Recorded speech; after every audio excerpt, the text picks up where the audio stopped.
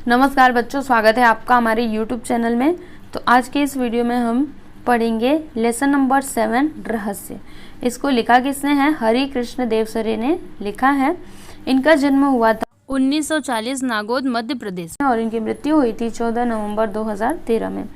इनकी कुछ रचनाएं हैं, देखिए, संपूर्ण बाल विज्ञान कथाएं आदि। और परिचय इनका देख लेते हैं। डॉक्टर हरिकृष्ण देवसरे जी ने बाल साहित्य रचना और समीक्षा के क्षेत्र में प्रशंसनीय योगदान दिया है। आपने अनेक पुस्तकों का संपादन कार्य भी किया है।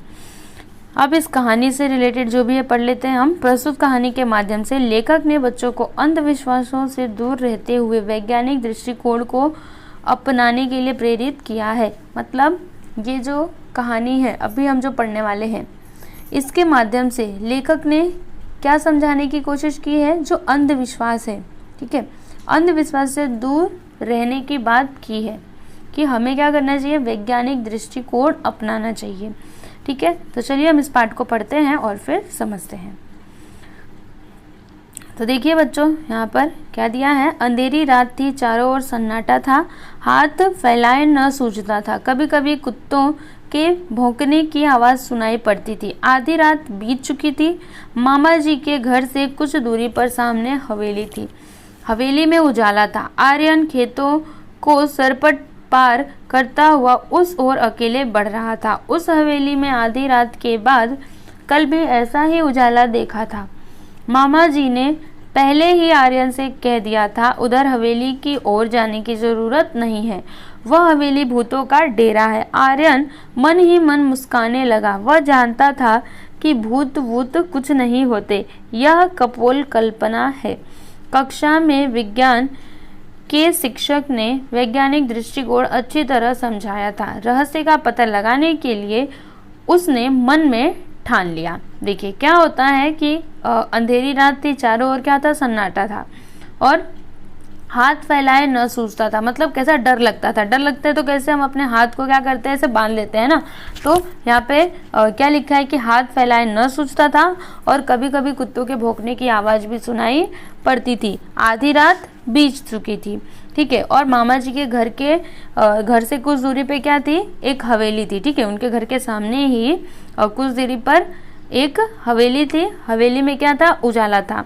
और आर्यन खेतों को सरपट पार करता हुआ उस ओर अकेले बढ़ रहा था।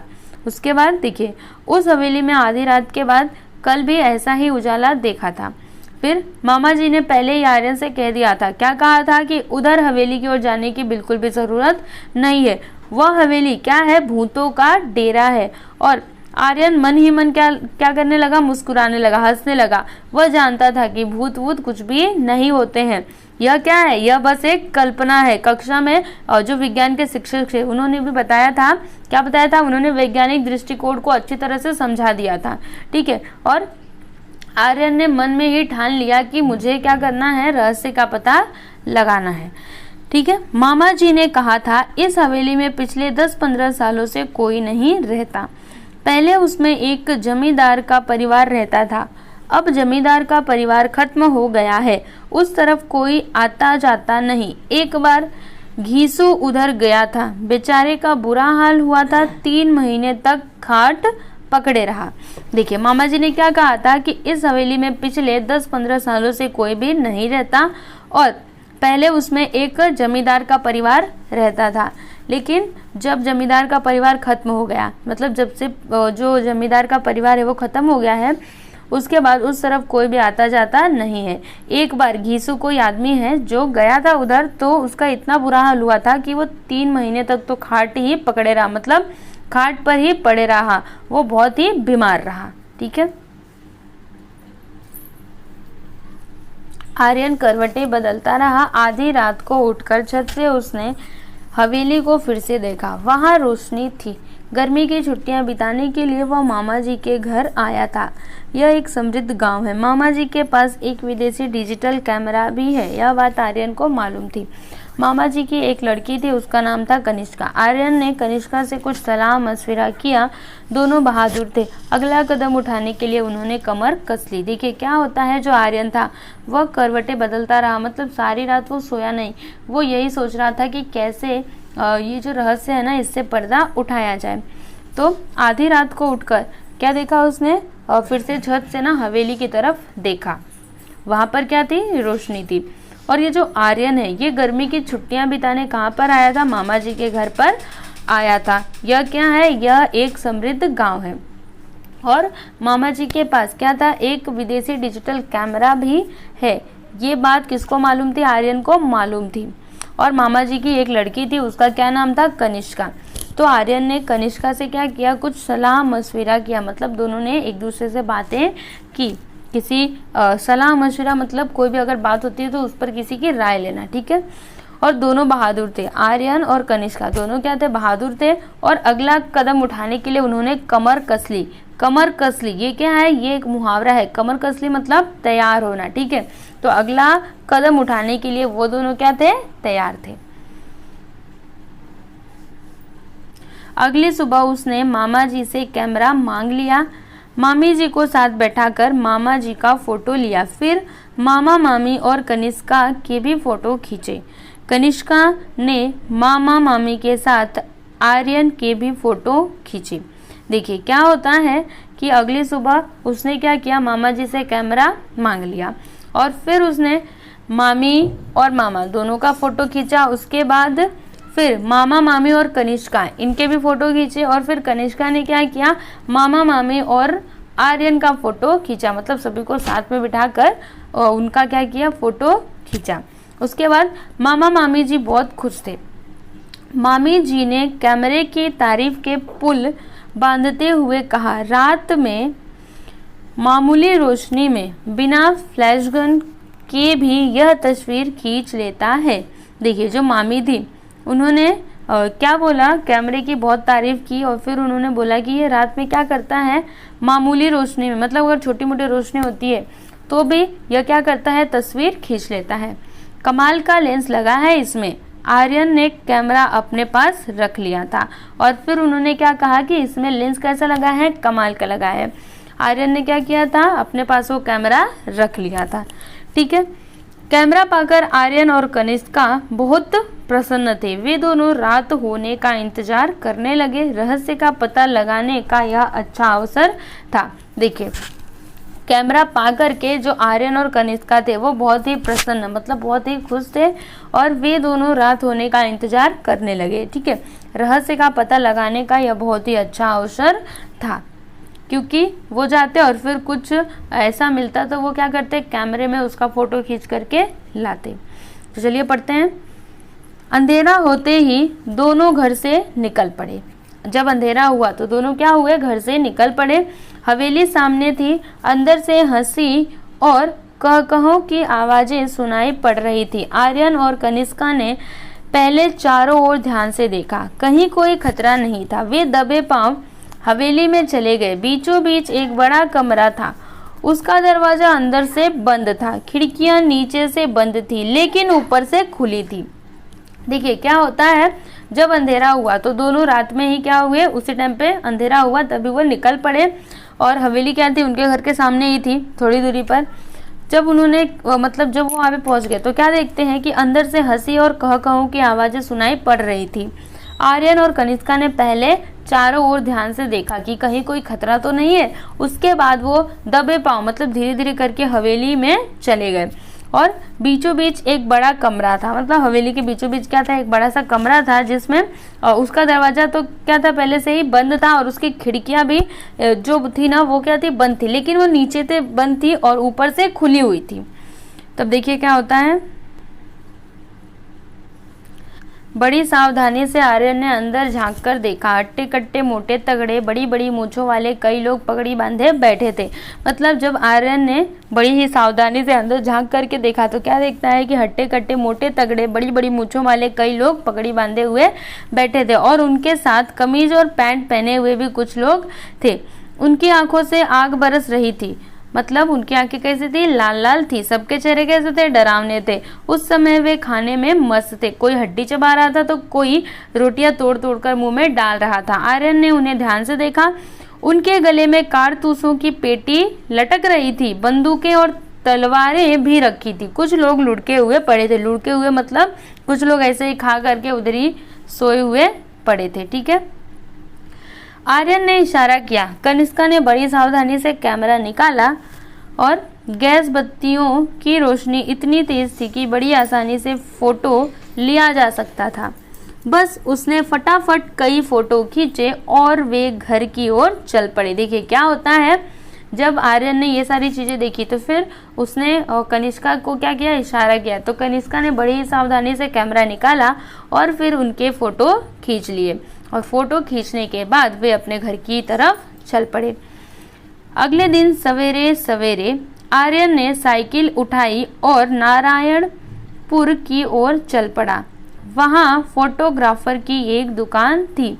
देखिए क्या होता है, जब सुबह हुई तब आर्यन साइकिल उठाता है और फिर नारायणपुर की ओर चल पड़ता है।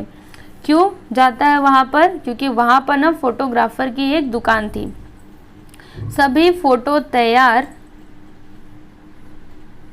कराकर शाम तक वह लौट आया और फिर वो नारायणपुर गया और वहाँ से शाम तक वो सभी फोटो को तैयार करवाकर वापस लेकर के आ गया। ठीक है। कनिष्का ने अपने पिताजी से कहा, आप कहते हैं भूतों के पैर उल्टे होते हैं, उनकी छाया नहीं होती, उनके फोटो नहीं ले सकते, लेकिन कल रात हम भूतों के डेरे पर गए थे, वहाँ कुछ फोटो लिए हैं, ज़रा देखिए। तो उन्होंने फोटो पिताजी को दे दिए। देखिए फिर कनिष्का अपने पिताजी से क्या कहती है कि आप कहते थे ना कि भूतों के पैर कैसे होते हैं, उल्टे होते हैं। आपने भी सुना होगा कि भूतों के पैर कैसे होते हैं, उल्टे होते हैं, उनकी छाया नहीं होती है, उनके फोटो नहीं खींच सकते। ठीक है। तो ऐसा जो कनिष्का है वो अपने पिताजी से बोल रही है। कहती है कि कल रात हम कहाँ पर गए थे, भूतों के डेरे पर गए थे और हमने वहाँ से कुछ फोटो लिए हैं, ज़रा आप इनको देखिए। और फिर उन्होंने क्या किया, जो फोटो थे ना वो पिताजी को दे दिया। उसके बाद वे परेशान हो उठे। उन्हें ऐसा खतरनाक काम पसंद न था। फोटो देखकर उनकी आंखें खुली की खुली रह गई। बोले, तो क्या भूत इंसानों जैसे होते हैं? देखिए जब इतना कनिष्का ने कहा तो जो पिताजी थे ना वो परेशान हो उठे, मतलब उनको खतरनाक काम बिल्कुल भी पसंद नहीं था। लेकिन जब उन्होंने फोटो देखा तो उनकी आंखें खुली की खुली रह गई। खुली की खुली रहना मतलब वो एकटक देखते ही रह गए। ठीक है। तो क्या होता है, बोले तो क्या भूत इंसानों जैसे होते हैं, और फिर क्या बोलते हैं कि तो क्या भूत इंसानों जैसे होते हैं। अब देखिए आगे, इंसानों जैसे नहीं, इंसान ही भूत है। देखिए ना, इनके पैर सीधे हैं, इनकी छाया भी है और इनका फोटो भी आ गया।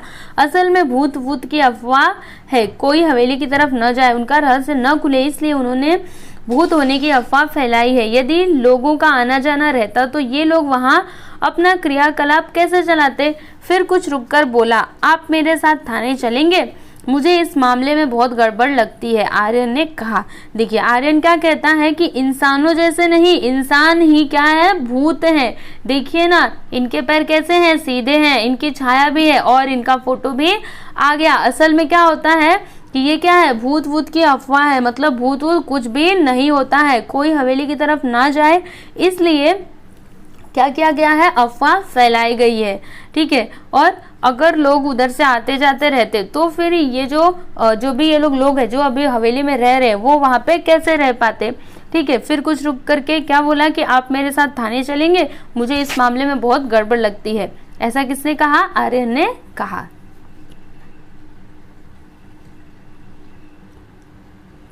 थानेदार ने फोटो देखते ही कहा, इन डाकुओं के गिरोह ने कई वर्षों से बहुत ही उत्पात मचा रखा है। डकैती राहजनी इनका पेशा है, कई वर्षों से इनकी तलाश की जा रही है। इनको पकड़ने के लिए पुलिस ने अपना खून पसीना एक कर दिया था। शाबाश, तुम दोनों ने बहुत ही बहादुरी का काम किया है। कहाँ है ये, आप तैयारी कीजिए, ठिकाना मैं बताता हूँ, आर्यन ने कहा। देखिए क्या होता है कि आर्यन और जो भी मामा जी हैं वो लोग जाते हैं थाने में। तो जब थानेदार ने फोटो देखा तो उसने फोटो देखते ही क्या कहा कि इन डाकुओं के गिरोह ने कई वर्षों से बहुत ही उत्पात मचा रखा है, मतलब इन्होंने बहुत ही परेशान कर रखा है। ठीक है। डकैती राहजनी इनका पेशा है। और डकैती और राहजनी, राहजनी मतलब रास्ते में जो भी आते जाते लोग हैं उनके साथ लूटपाट करना, ये क्या है, इनका पेशा, मतलब इनका काम है। और कई वर्षों से इनकी तलाश की जा रही है, मतलब कई सालों से हम क्या कर रहे हैं, इनको ढूंढ रहे हैं कि ये कहाँ पर है। और इनको पकड़ने के लिए पुलिस ने अपना खून पसीना एक कर दिया था, मतलब उन्होंने बहुत मेहनत की थी, फिर भी इनको नहीं पकड़ पाए थे। शाबाश। फिर यहाँ पे जो थानेदार है वो क्या बोलते हैं, शाबाश तुम दोनों ने बहुत ही बहादुरी का काम किया है। और पूछते हैं कि कहाँ है ये, मतलब पूछ रहे हैं कि कहाँ है ये जो लोग फोटो में दिखाई दे रहे हैं ये कहाँ पर हैं। तो फिर आर्यन क्या कहता है, आप तैयारी कीजिए, ठिकाना मैं बताता हूँ। उस रात भूतों के डेरे पर पुलिस ने छापा मारा, दोनों ओर से गोलियां चली। सवेरा होते होते डाकुओं ने हथियार डाल दिए, उनके कुछ साथी मारे गए और कुछ पकड़े गए। गांव वालों ने हवेली में बसे भूतों को देखा तो चकित रह गए, सभी डाकुओं के आतंक से मुक्त हो गए। जिला कलेक्टर ने आर्यन और कनिष्क की बहादुरी के कारण उनके नाम राष्ट्रपति कार्यालय को भिजवा दिया था।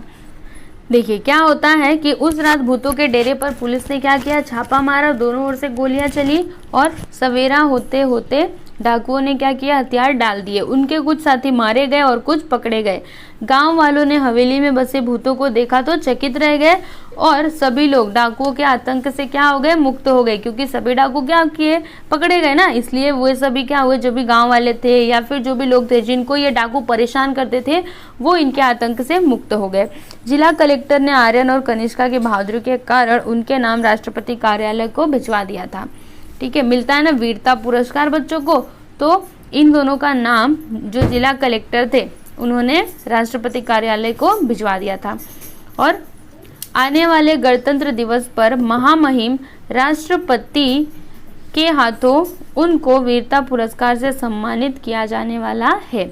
और जो आने वाला गणतंत्र दिवस है, गणतंत्र दिवस मतलब 26 जनवरी है, ठीक है, उस टाइम पे क्या किया जाएगा, ये जो आर्यन और कनिष्का हैं इनको वीरता पुरस्कार से सम्मानित किया जाएगा। ठीक है बच्चों, तो देखा आपने रहस्य।